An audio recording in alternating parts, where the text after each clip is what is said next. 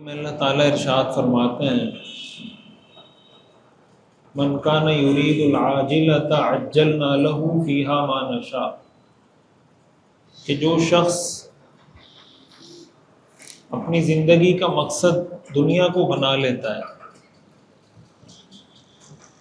قرآن میں جیسے آخرت کا لفظ استعمال ہوتا ہے نا، آخرت کا لفظی ترجمہ ہوتا ہے بعد میں آنے والی، جسے اردو میں بھی ہم کہتے ہیں نا آخری، اسی سے آخرت ہے۔ آخرت کا مطلب دنیا کے بعد آئے گی وہ زندگی، اس لیے اس کو آخرت کہتے ہیں۔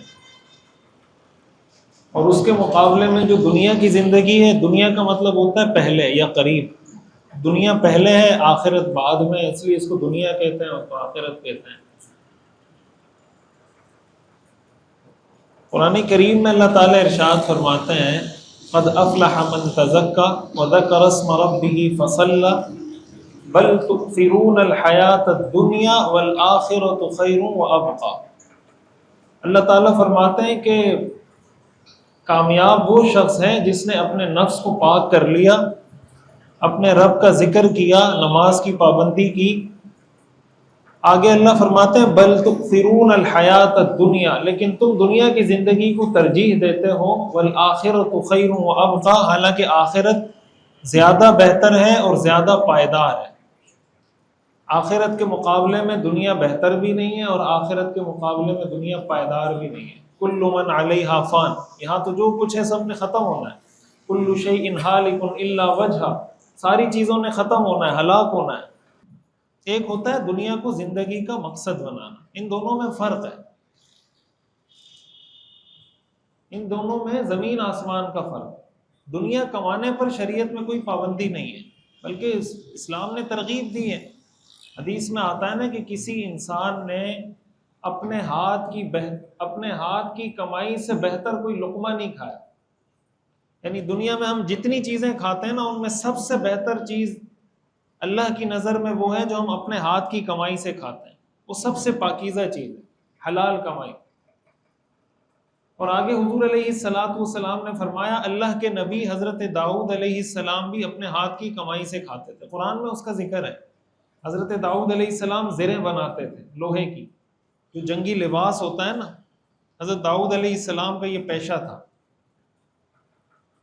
تو وہ جنگی لباس بناتے تھے اور اس کو سیل کرتے تھے، اور سیل کرنے کے بعد جو انکم ہوتی تھی وہ آپ کا سورس آف انکم تھا، وہ آپ استعمال کرتے تھے۔ اسی طرح احادیث میں انبیاء کرام علیہم السلام کے پیشے بتائے گئے ہیں۔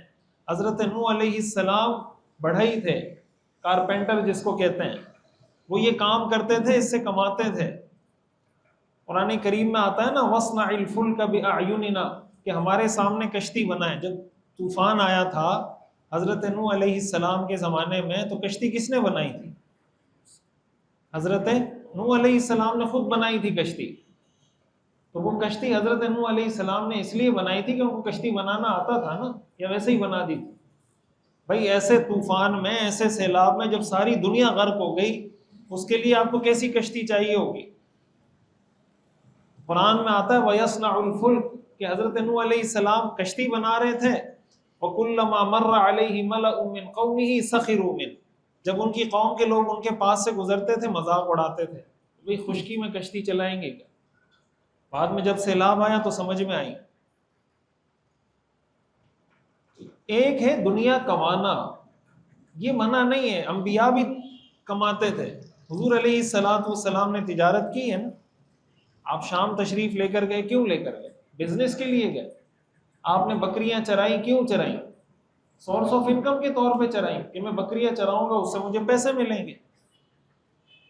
ہمارے ہاں بعض اوقات جب ہم دنیا کی بات کرتے ہیں یا یہ کہتے ہیں کہ بھئی دنیا سے دل نہ لگاؤ یا حب دنیا اچھی چیز نہیں ہے، اس سے بعض اوقات یا تو لوگوں کے ذہن میں یہ تصور آتا ہے، یا بعض دیندار لوگ اس کو غلط فہمی میں اس طرح ایکسپلین کر رہے ہوتے ہیں جس سے سامنے والا یہ سمجھتا ہے کہ یہ دنیا اٹ سیلف بری چیز ہے، یا یہ پیسہ اٹ سیلف بری چیز ہے۔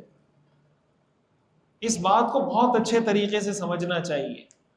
دیکھیں، ایک ہے مال، ایک ہے حب مال، ایک ہے جاہ، ایک ہے حب جاہ، یہ دو الگ الگ چیزیں ہیں۔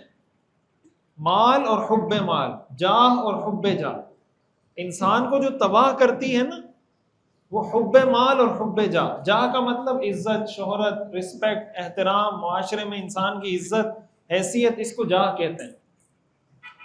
اور مال پیسے کو کہتے ہیں. اب ظاہر ہے کہ اٹ سیلف اگر مال بری چیز ہوتی تو پھر تو کسی نیک آدمی کے پاس 1 روپیہ بھی نہیں ہونا چاہیے.